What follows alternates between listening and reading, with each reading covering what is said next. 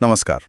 आज हम एक बहुत ही दिलचस्प भारतीय कंपनी पर नजर डाल रहे हैं जो देश के पावर सेक्टर के बिल्कुल केंद्र में है। Transformers and reactors India limited, जिसे हम TRIL कहेंगे।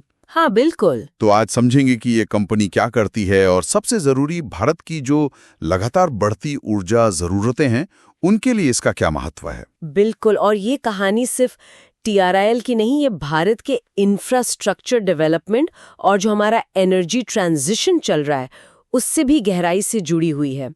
हम देखेंगे कि कैसे ट्रांसफॉर्मर्स, जिन पर सच कहूं तो हमारा ध्यान अक्सर नहीं जाता, हाँ बिल्कुल, अनदेखे रह जाते हैं, वो देश की प्रगति के लिए कितने ज्यादा महत्वपूर्ण है। TRIL का परिचय। तो फिर शुरू करते हैं। TRI असल में करती क्या है, मतलब इनका मुख्य काम क्या है? देखिए, TRIL मुख्य रूप से एक बहुत बड़ी भारतीय कंपनी है जो अलग अलग तरह के ट्रांसफॉर्मर और रिएक्टर बनाती है। ट्रांसफॉर्मर्स और रिएक्टर्स। जी, और ये अपनी सेवाएं देती हैं बिजली उत्पादन यानी पावर जनरेशन, फिर उसके पारेषण, ट्रांसमिशन और वितरण, डिस्ट्रीब्यूशन, इन सब क्षेत्रों को। अच्छा। और हाँ, औद्योगिक उपयोग के लिए भी।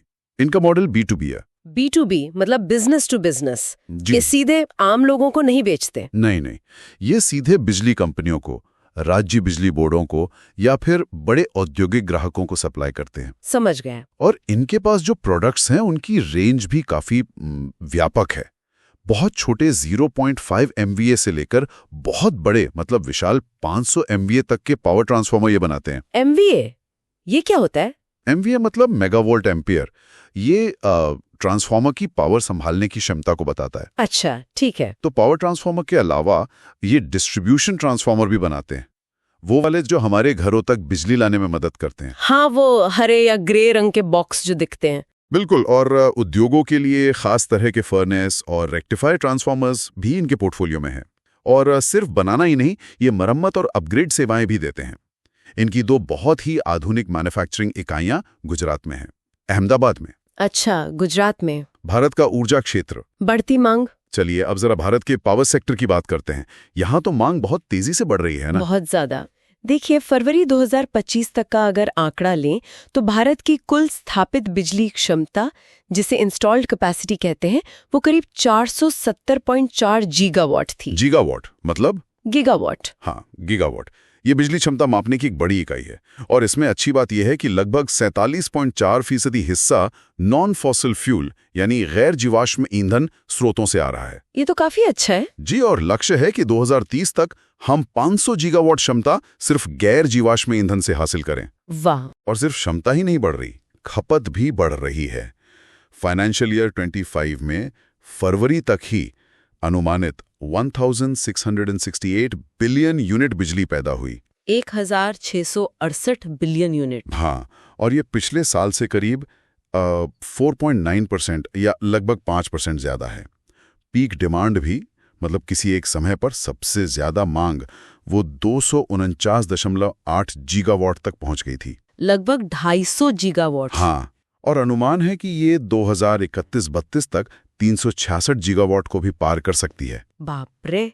तो इतनी बिजली के लिए तो बहुत सारे ट्रांसफार्मर लगेंगे। बिल्कुल, ट्रांसफार्मर की मांग बढ़ने के पीछे कई कारण हैं। एक तो तेज औद्योगिकरण, इंडस्ट्रियलाइजेशन जिसे कहते हैं, फिर शहरीकरण मतलब अर्बनाइजेशन, और आजकल जो रिन्यूएबल एनर्जी पर इतना जोर है, उसे ग्रिड में जोड़ने के लिए भी ट्रांसफार्मर चाहिए। हाँ, सोलर और विंड पावर के लिए। बिल्कुल, और जो हमारा मौजूदा T&D नेटवर्क है, ट्रांसमिशन और डिस्ट्रीब्यूशन नेटवर्क, वो भी काफी पुराना हो गया है कई जगह, तो उसका आधुनिकीकरण भी जरूरी है। इन सब वजहों से ट्रांसफार्मर की मांग बढ़ रही है। ट्रांसफार्मर पावर चेन की अहम कड़ी। अच्छा, तो ये तो समझ आ गया कि मांग बढ़ रही है, पर ये ट्रांसफार्मर इतने जरूरी क्यों है? मतलब इनका काम क्या है, बिल्कुल आसान भाषा में? देखिए, बहुत आसान है। बिजली व्यवस्था के हर कदम पर ये मौलिक है, फंडामेंटल है। जब बिजली पावर प्लांट में बनती है तो उसे बहुत दूर तक भेजना होता है। इसके लिए वोल्टेज को बहुत ज्यादा बढ़ाना पड़ता है। ये काम पावर ट्रांसफार्मर करते हैं। ताकि कम नुकसान हो बिजली का रास्ते में। बिल्कुल सही। फिर जब बिजली हमारे शहरों या घरों के पास पहुंचती है तो उतना हाई वोल्टेज तो खतरनाक है। हाँ, वो इस्तेमाल नहीं कर सकते। नहीं, तो फिर डिस्ट्रीब्यूशन ट्रांसफार्मर उस हाई वोल्टेज को कम करके सुरक्षित स्तर पर लाते हैं जिससे हम इस्तेमाल कर सकें।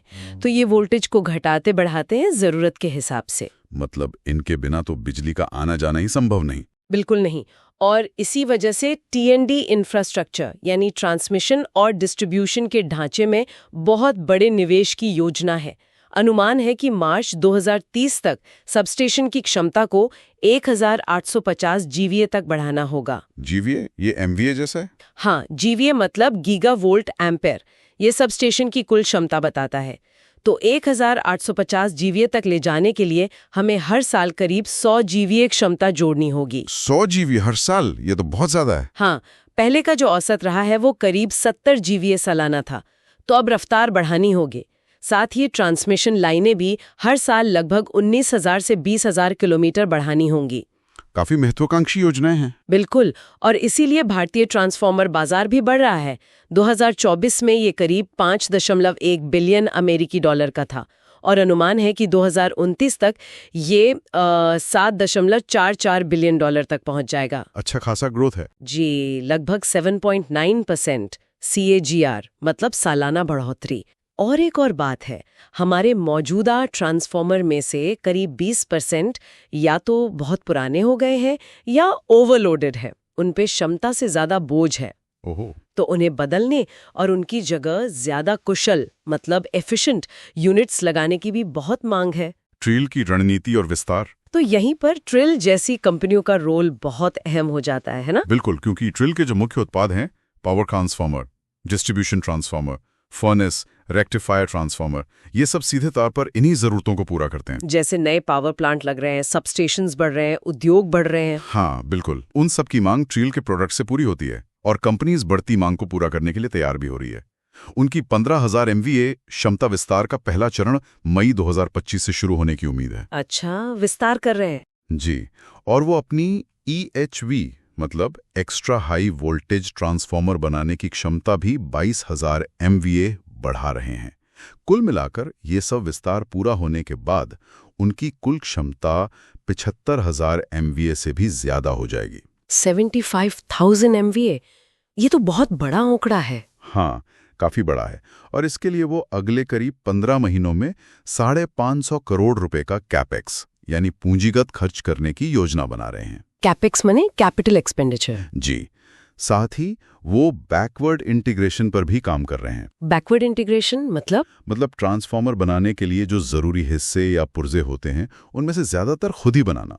अभी शायद वो कुछ चीजें बाहर से खरीदते होंगे। अच्छा, आत्मनिर्भरता की तरह। हाँ, कुछ वैसा ही। उनका लक्ष्य है कि फाइनेंशियल ईयर 2027 की पहली तिमाही तक ये 100% हासिल कर लें।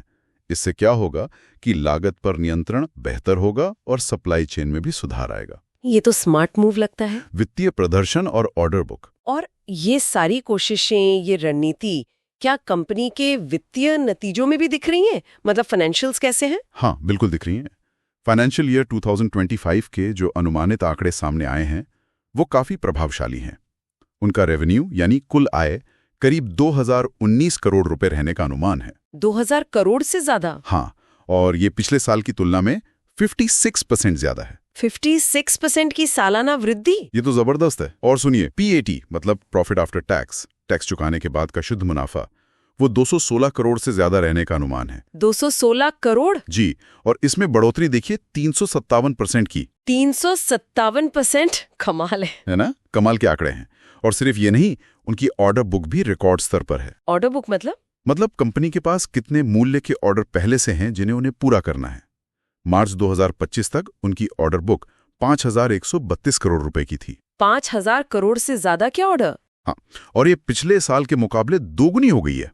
इसका सीधा मतलब है कि कंपनी के पास आने वाले काफी समय के लिए काम है। अकेले FY25 में ही उन्हें 4,504 करोड़ रुपए के नए ऑर्डर मिले। वाह, कोई बड़े ऑर्डर भी मिले हैं हाल में? जी हाँ, जैसे Gujarat energy transmission corporation GT को से उन्हें 740 करोड़ का एक बड़ा ऑर्डर मिला है। पावर ग्रिड से भी 420 केवी रिएक्टर का ऑर्डर मिला है।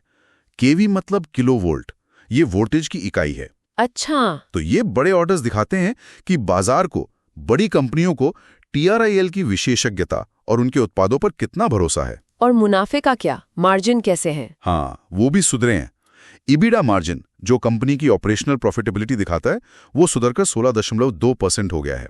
ये शायद बेहतर लागत नियंत्रण और बढ़ी हुई मांग दोनों का नतीजा है। तो कुल मिला के अगर हम देखें तो TRIL भारत के ऊर्जा पारिस्थितिकी तंत्र मतलब एनर्जी इकोसिस्टम के लिए एक बहुत ही महत्वपूर्ण निर्माता कंपनी है। साफ है कि इसकी ग्रोथ सीधे तौर पर भारत में जो बिजली उत्पादन बढ़ रहा है, खासकर रिन्यूएबल एनर्जी, हाँ, रिन्यूएबल एनर्जी, जो ग्रिड का विस्तार हो रहा है और TND नेटवर्क का जो आधुनिकीकरण हो रहा है, उसमें हो रहे बड़े निवेश से जुड़ा हुआ है। बिल्कुल। उनके जो शानदार वित्तीय नतीजे हमने देखे और जो मजबूत ऑर्डर बुक है, वो साफ तौर पर उनकी क्षमताओं को और उनके उत्पादों की बढ़ती हुई मांग को रेखांकित करते हैं। और देखिए, जैसे जैसे भारत अपनी बढ़ती ऊर्जा मांगों को पूरा करने और साथ ही रिन्यूएबल एनर्जी को सिस्टम में एकीकृत करने के लिए अपने बिजली के बुनियादी ढांचे का तेजी से विस्तार कर रहा है, हाँ। TRIL जैसी कंपनियां देश के ऊर्जा भविष्य को आकार देने में एक बहुत महत्वपूर्ण भूमिका निभाने के लिए तैयार हैं। सही कहा। और ये सोचना भी दिलचस्प है ना कि एक मजबूत और आधुनिक ग्रिड सिर्फ हमारे घरों में रोशनी सुनिश्चित नहीं करता। नहीं, बात उससे कहीं आगे की है। बिल्कुल।